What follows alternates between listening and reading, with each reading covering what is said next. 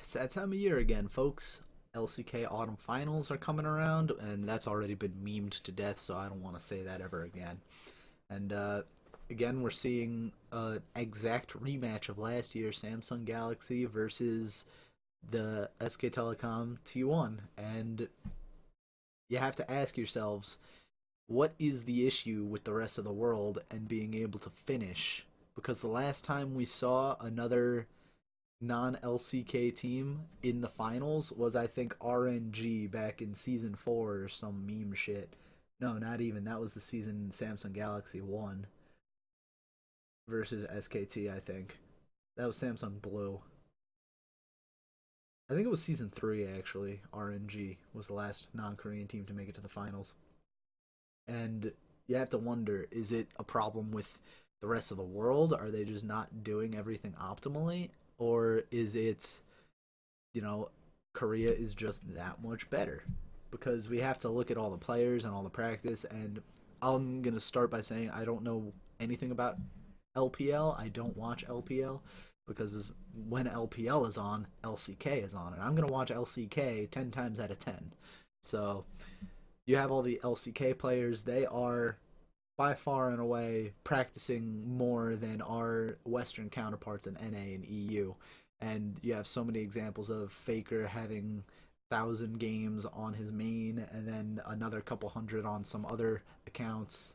And it's that kind of work ethic that keeps him the best. You know, if Faker wasn't the best, he wouldn't have carried 5 games in a row on Galio to get them to the finals again. So just that disconnect between Faker and like Bjergsen and Jensen and whoever there is in EU perks, because I don't watch EU that often, but considering the results at this last Worlds, I probably should because they're clearly the better region. And I'm saying that as a CLG fanboy. Please bring that back, CLG EU. Froggen, Snoop. Getting back on track.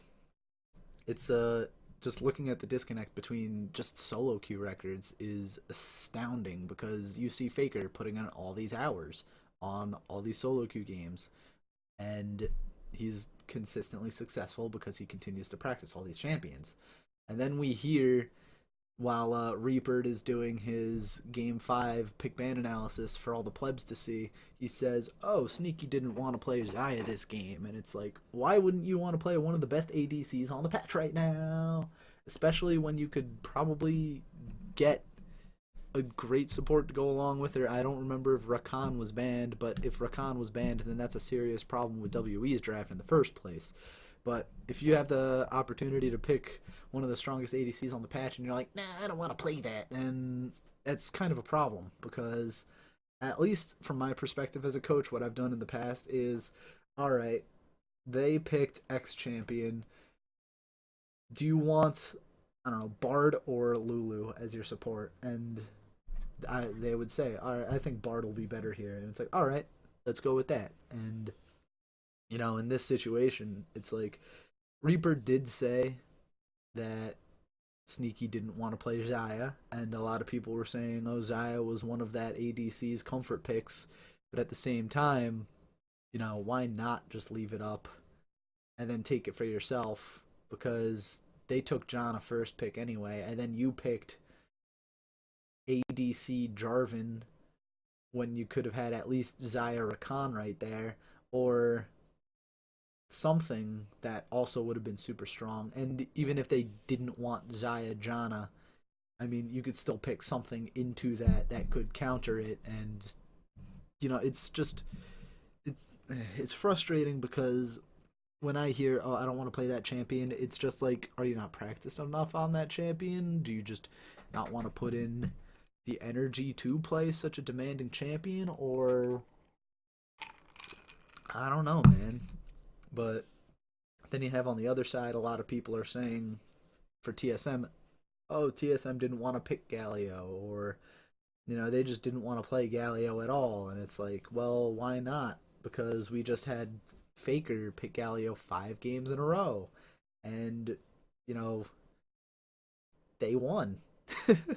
It's not like these people are not practicing all the best champions on the patch, because again, we see Faker with a billion games in solo queue, probably playing all the super strong champions. He doesn't need LeBlanc every game. He doesn't need to pull out a Katarina cheese assassin nonsense to, make something happen. He just plays the best champion that's available, and then they win. It's no contest. You don't pick Oriana into a fucking Galio. You pick. I mean, Lucian was still up. Why not pick Lucian mid? That give your guy someone that he can carry on instead of saying, "Oh, he's been pretty solid on this champion that has not fallen out of the meta since her inception." So I think it was an okay pick. No, it wasn't an okay pick. That's why you lost. Or it was one of the many reasons why you lost. And it's disappointing to think that you thought that was an okay pick in the first place. Nobody should be okay with that. And it's part of the reason why there is that separation between Korea and the rest of the world. Because hell, even in Korea, SK Telecom was on an 8-game losing streak to some of the worst teams too. They lost to MVP, they lost to Afrika, they lost to, I think KT was in there as well. But it's just like these Korean teams have their clear weaknesses, and part of it comes from the fact that, they can get bodied mechanically. Like when you look at the LCK games, you can watch Teddy go on a rampage, but he's probably not going to win the games because he's on the Jennair Green Wings, and he's not ever going to be considered one of the best ADs in the world until he gets off the Jennair Green Wings, which is unfortunate because he is amazing at what he does. And even then, the low tier teams can take series off of SKT, and these are teams that would probably either get solo carried by their Teddy, or they would just lose to like teams like TSM and Cloud9 because we can out macro them or out rotate them. Or I mean, you can't have these fantasy matchups and say like, oh, Cloud9 would beat Jin 10 out of 10 times, because we're never going to see it happen until they're on the world stage, and at which point Jin is going to win because they're Korean. And for some reason, whenever people go on stage and it's like, oh shit, the Koreans are here, what are we going to do? We're going to panic, we're not going to pick the best possible comps, and then we're going to lose the game and go on Twitter and be like, I'm so sorry, everybody. No, it's like, you have to know what you did wrong and at least admit something went wrong. And I'm disappointed that Parth stepped down, but I guess it might have been one of those necessary things where it's like he knows exactly what he did wrong, so he's like, shit, I don't want to do that again. I don't want to have all those hopes on my back and then mess up again, so I'm going to step down.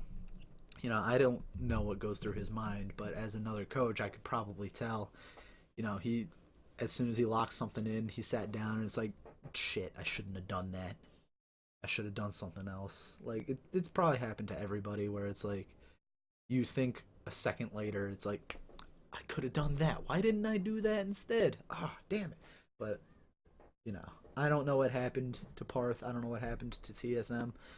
And I'm going to miss him as a coach because I thought he was a very good coach. I thought, a lot of his drafts were on point.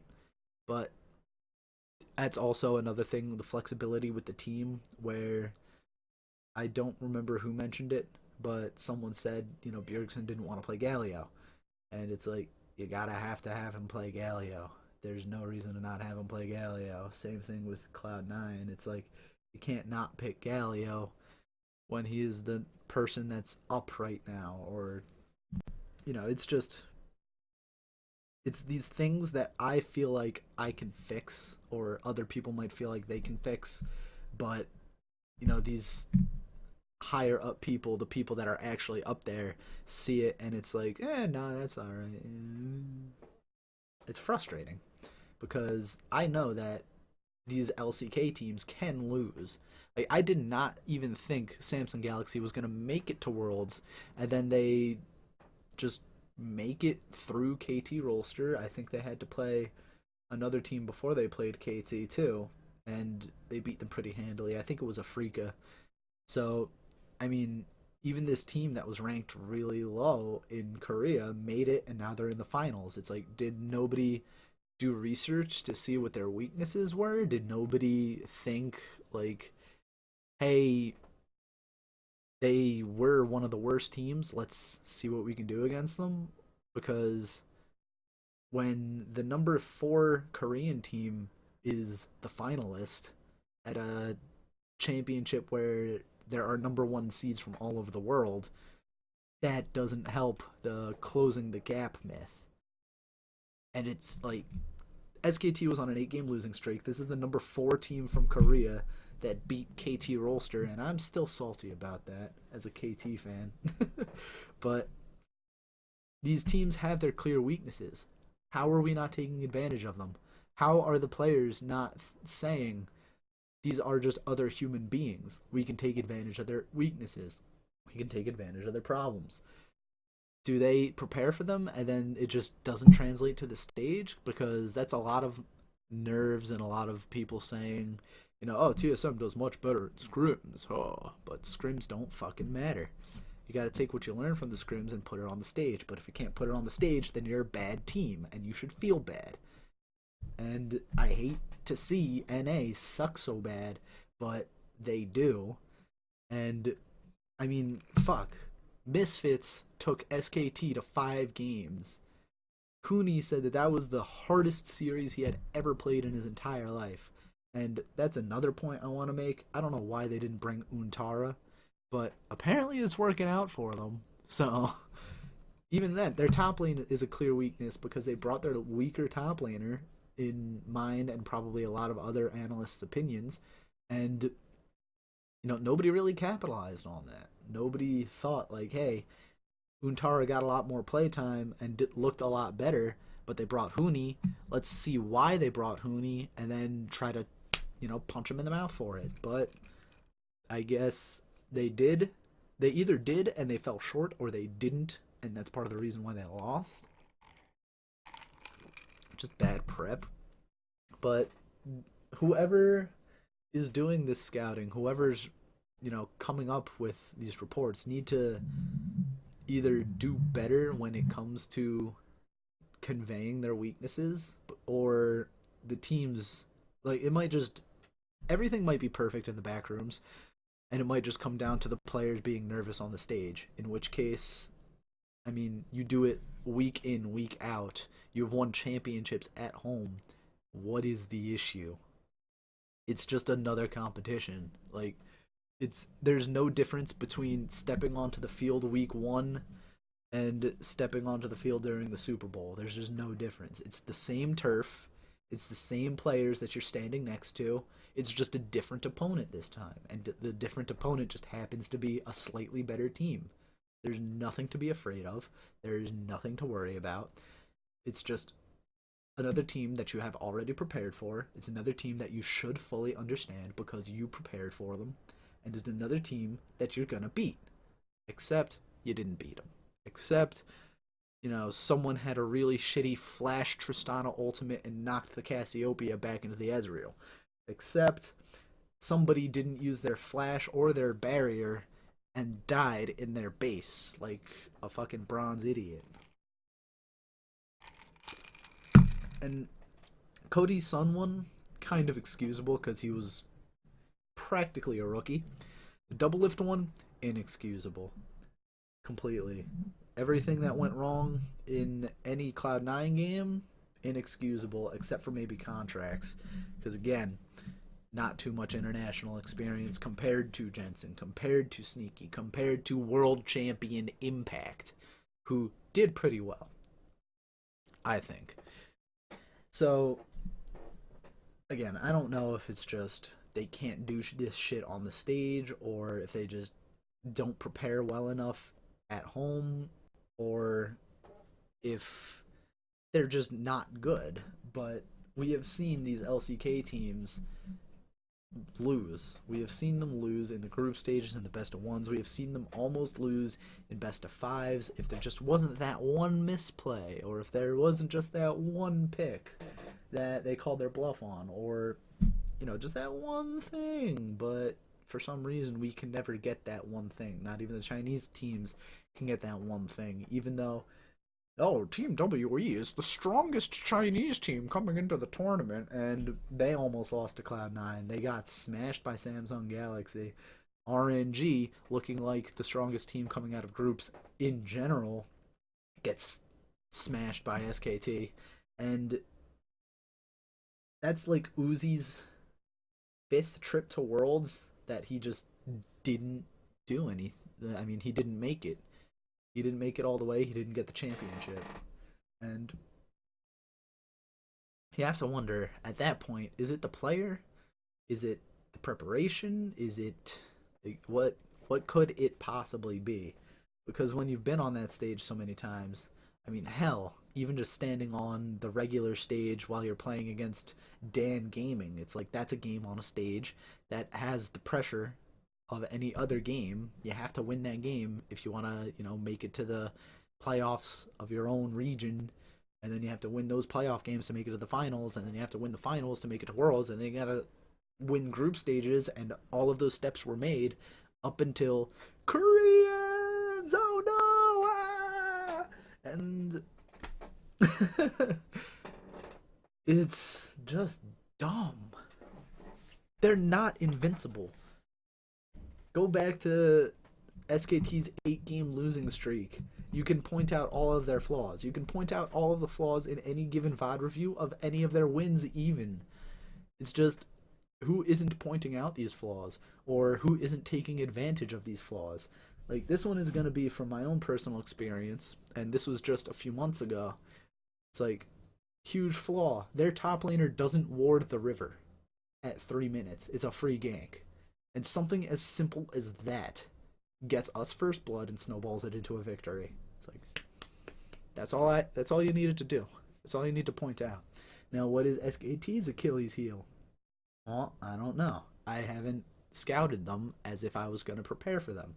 But if I were, I would try to list out every single little thing they do, scour it for their weaknesses, and be like, alright, at 7 minutes every game, Huni goes back for his first buy, and then, he doesn't check the jungle or some stupid nonsense. So, or he teleports back to the tower, so we could dive him there 1v5, and he'll never see it coming, or some stupid shit. I don't know, that's just a dumb example. But,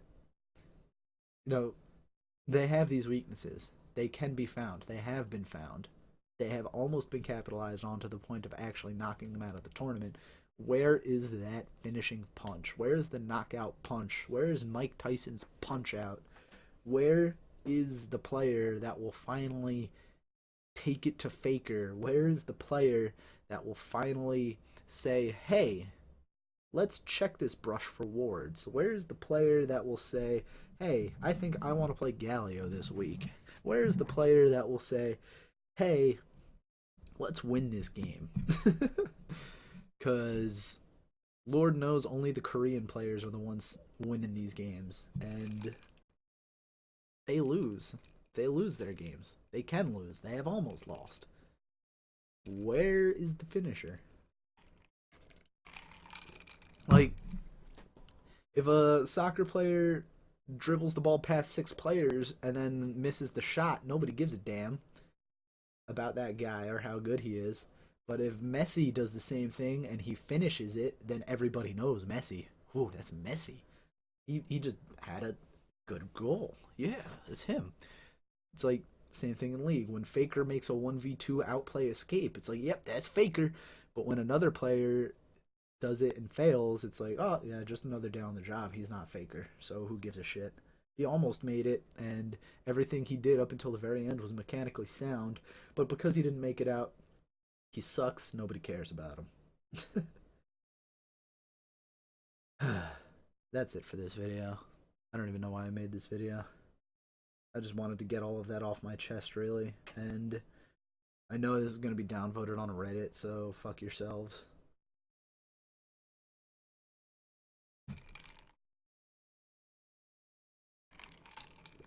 I hope I was able to get my point across. Whether or not the fact that it took 20 minutes might be an issue. But I think I said what needed to be said. And yeah, the Koreans can be defeated. My name is Scott Scoot Belmont. I am a coach and analyst. I love my job and I love doing what I do. I am trying to get hired for a coach or analyst position. And if you know someone in the LCS or EU LCS or Oceania or Latin America North LCS, whatever that's called, or Brazil or Latin America South, or anyone that can speak English really, like if you're a Turkish team and you can speak English, I don't care. You can speak English and I can speak English, then that's a job I want to take. Paid jobs only. Or LCS jobs only. I'll be a volunteer analyst for a top tier team. I don't care about that. I love this fucking job and I love doing that. But if it's for an amateur org, then I need to be paid because I am a poor individual.